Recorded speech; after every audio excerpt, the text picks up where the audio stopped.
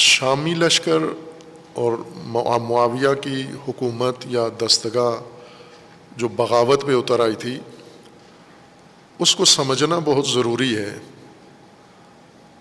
امیر المومنین علیہ السلام کے لشکر میں کس طرح سے انہوں نے رخنا کیا، نفوذ کیا، کیا حربے استعمال کیے، اور وہی حربے آج بھی امیر المومنین کے پیروکاروں کے خلاف استعمال ہو رہے ہیں۔ جو اس وقت جنگی نقشہ بنا تھا وہی آج بھی عملی ہو رہا ہے۔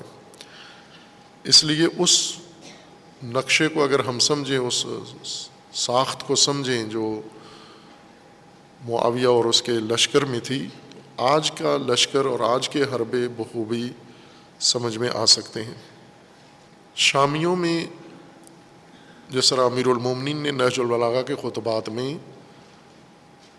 ایک بڑا حصہ شامی لشکر کے تجزیہ و تحلیل کے بارے میں ہے۔ دشمن شناسی یہ عنوان موضوع ہے، دشمن شناسی۔ جس طرح قرآن کریم نے انبیاء کرام کو جہاں پر خدا شناسی کروائی ہے، دین شناسی کروائی ہے، وہاں شیطان شناسی بھی کروائی ہے کہ اگر کسی نبی کو شیطان اور شیطان کی شیطنت کا علم نہ ہو، شیطان کے حربوں کا پتہ نہ ہو، شیطان کی وارداتوں کا پتہ نہ ہو، اس کے چالوں کا پتہ نہ ہو، تو وہ خود محفوظ رہ سکتے ہیں اور نہ اپنی امت کو ہدایت کر سکتے ہیں۔ اگر امت کا پیشوا دشمن خدا، دشمن دین، دشمن نبی اور دشمن عوام کی چالوں سے اور دشمنیوں سے آشنا نہ ہو۔ یہ قرآنی موضوع ہے کہ آپ جب تک دشمن کو نہیں پہچانو گے، دشمن کی گزند سے محفوظ نہیں رہ سکتے۔ صرف دشمن کو برا بھلا کہنا دشمن شناسی نہیں ہے، یہ بڑاس نکالنا ہے۔ ظاہر ہے دشمن کے متعلق یہ انسان کی طبیعت میں ہے، فطرت میں ہے، اپنے مخالفوں اور اپنے دشمنوں کے بارے میں انسان کے اندر شدید نفرت اور جذبات اور احساسات موجود ہوتے ہیں، اور انسان ان شدید جذبات کو ظاہر کر کے تھوڑا سا ہلکا پن محسوس کرتا ہے۔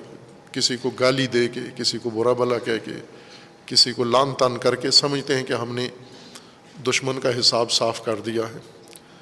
خوب یہ کمزور لوگوں کی علامت ہوتی ہے کہ جو دشمن کا مقابلہ کرنے کے بجائے، دشمن کو ناکام بنانے کے بجائے، اس کی دشمنی کو نابود کرنے کے بجائے فقط بڑھاس نکال کر احساس کریں کہ ہم آسودہ ہیں، ہم پرسکون ہو گئے ہیں۔ بڑھاس نکالنے سے دشمن کو کوئی نقصان نہیں ہوتا، بلکہ چہ بسا فائدہ اٹھاتا ہے اس سے۔ ہم عام انسانوں کے درمیان بھی جب لڑائی جھگڑے ہوتے ہیں، آپس میں دشمنیاں ہوتی ہیں، جو دو فریق جذبات کی رو میں بہہ جاتا ہے، شدید جذباتی ہو جاتا ہے اور جذبات کی بنیاد پر اول فول زبان سے ادا کرنا شروع کرتا ہے، تو یہی شکست بھی کھا جاتا ہے۔ یہی جذبات اس کی شکست کا موجب بنتے ہیں۔ لیکن جو ذرا حوصلہ رکھتا ہے، بڑاس نہیں نکالتا، جذبات میں نہیں آتا، بلکہ اس دشمنی کے لیے تدبیر کرتا ہے، غور کرتا ہے، فکر کرتا ہے، نقشہ بناتا ہے اور اسباب فراہم کرتا ہے، اور ایک زمانے کے اندر ایک باقاعدہ حکمت عملی کے تحت دشمن کے مقابلے میں آتا ہے، یہ کامیاب ہو جاتا ہے۔ جذباتی دشمنی کے میدان میں جذباتیت شکست کا ایک عامل ہوتا ہے، اور جذبات اگر کوئی لشکر جذباتی ہو، اس کے جذبات بھڑکا کر دشمن بھی اپنے حق میں فائدہ اٹھا سکتا ہے، اور یہ ہماری بڑی کمزوری ہے۔ اس بات پر اجماع ہے تمام اہل پاکستان کا اور باقی دنیا کا بھی کہ تمام اقوام میں اگر موازنہ کیا جائے تو پاکستانی جذباتی ترین قوم سمجھے جاتے ہیں، ہر میدان میں جذباتی ہیں۔ یہ سیاست میں جذباتی ہیں، صرف جذباتی ہیں، سیاست دانی نہیں کرتے، جذبات کی سیاست کرتے ہیں یا جذبات سے کھیلتے ہیں۔ مذہب جذباتیت کے اوپر ہے، تہذیب جذباتیت کے اوپر ہے، خاندانی نظام جذباتیت کے اوپر ہے، اور آپ اگر اپنا باقی شعبے دیکھیں تو محض جذباتیت ہے، مثبت بھی اور منفی بھی، یعنی یوں نہیں کہ جذبات ہمیشہ منفی ہوتے ہیں، مثبت جذبات بھی ہیں، لیکن وہ بھی شعبہ مثبت پہلو والا بھی جذباتیت محض ہے۔ اور جذبات مثبت ہوں یا منفی، اگر تدبیر کی جگہ جذبات آ جائیں، فکر کی جگہ جذبات آ جائیں، اور عقلانیت کی جگہ، تعقل تفکر کی جگہ بھی جذبات سے کام لیا جائے، تو مثبت جذبات بھی مضر ہوتے ہیں، وہ مضر جذبات تو مضر ہوتے ہی ہیں، مثبت بھی نقصان دہ ہو جاتے ہیں۔ اب اس صورتحال میں آج ہم اگر دیکھیں تو امیر المومنین کے پیروکار شیعہ یا علی یہ شدید ترین دشمنی کا شکار ہیں اس وقت۔ عہد امیر المومنین سے زیادہ شدید دشمنی آج ہے امیر المومنین کے مکتب کے ساتھ، اور اس مکتب کے پیروکاروں کے خلاف شدید ترین دشمنی ہے۔ اگر ہم بنو امیہ کی دشمنی کو ایک طرف رکھیں اور آج بنو امیہ کے حزب جو آج موجود ہے ان کی دشمنی کو رکھیں، تو وہ دشمنی بنو امیہ کی چھوٹی لگتی ہے اس کے سامنے۔ جو آج بنو امیہ کے پیروکار اہل بیت علیہ السلام اور اہل البیت علیہ السلام کے پیروکاروں کے مقابلے میں رکھتے ہیں اپنے دل کے اندر کینہ و نفرت۔ اب اس دشمنی کو کس طرح سے پیروان اہل البیت سامنا کریں؟ اس کو کیا جذباتیت کے ذریعے سے، بھڑاس نکال کر، لان تان کر کے، گالی گلوچ سے فقط اپنے آپ کو تسکین دیں؟ یہ تو چہ بسا دشمن ہی کو فائدہ دیتی ہے یہ جذباتیت۔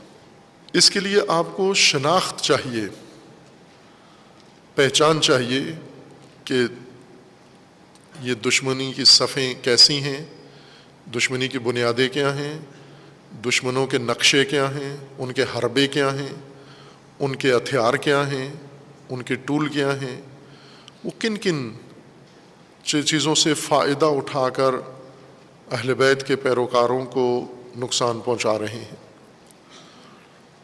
اگر یہ تدبیر سمجھ جائیں، دشمن کا نقشہ اگر آج شیعہ سمجھ جائے، یہ ان کی نجات کا سب سے بڑا ذریعہ ہوگا۔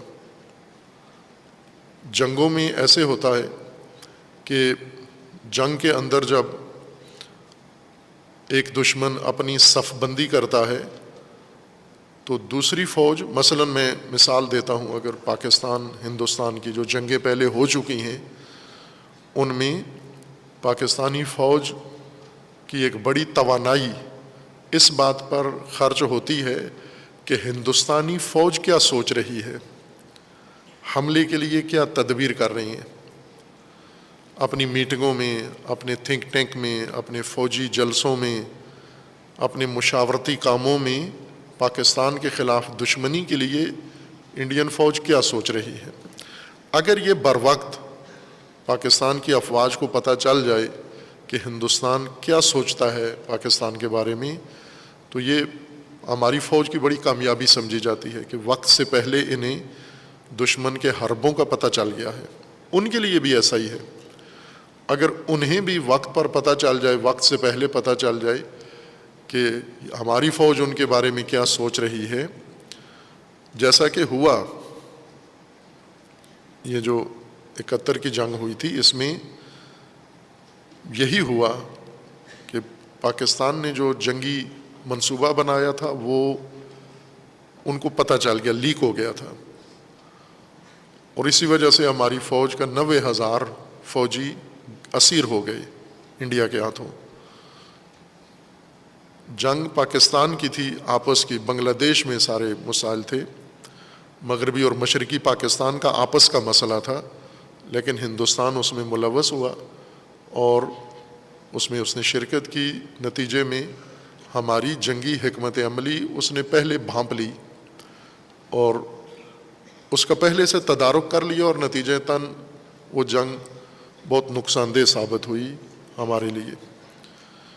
ملک بھی ٹوٹ گیا، فوج بھی جتنی میدان میں تھی ساری اسیر ہو گئی، جرنیل سے لے کر نیچے تک، اور بڑی خفت بھی ہوئی، اور آج تک اس کے اثرات پاکستان سنبھال نہیں پایا، ختم نہیں ہو سکے۔ یہ قانون ہے کہ آپ کو اگر دشمن کی حکمت عملی کا پتہ چل جائے تو آپ اس کو صحیح طریقے سے مینیج کر سکتے ہیں، مدیریت کر سکتے ہیں اس دشمنی کو، ورنہ دشمن آپ پر مسلط ہو جائے گا۔ امیر المومنین علیہ الصلوۃ والسلام کے مقابلے میں جو جنگی گروہ تھا بنو امیہ اور ان کے طرفدار، انہوں نے بڑی مہارت کے ساتھ یہ جنگ لڑی۔ امیر المومنین کے لشکر میں زیادہ بھروسہ وہ شمشیر بازی پہ تھا۔ ایک تو لشکر کو خود امیر المومنین پہ بڑا اعتماد تھا کہ امیر المومنین سے بڑھ کر کون ہے، شمشیر زن اور جنگجو، اور اسی طرح امیر المومنین کے جو چند اور سالار تھے جن کی ایک شہرت تھی، پہچان تھی، جنگی مہارت تھی ان کی۔ اور اگر یہ جنگ ہوتی تلوار و شمشیر کی تو یقیناً امیر المومنین کی کامیابی یقینی تھی، اس وقت نظر بھی آ گئی، دشمن کو بھی معلوم تھا۔ لیکن اس نے شمشیر کا مقابلہ شمشیر سے نہیں کیا، بلکہ شمشیر کا مقابلہ مکر و مکاری سے کیا، اور مکر و مکاری شمشیر پر غالب آ گئی۔ یہی قانون آج بھی ہے۔ اس قانون کو ہم امیر المومنین علیہ السلام کے خطبوں میں سمجھتے ہیں۔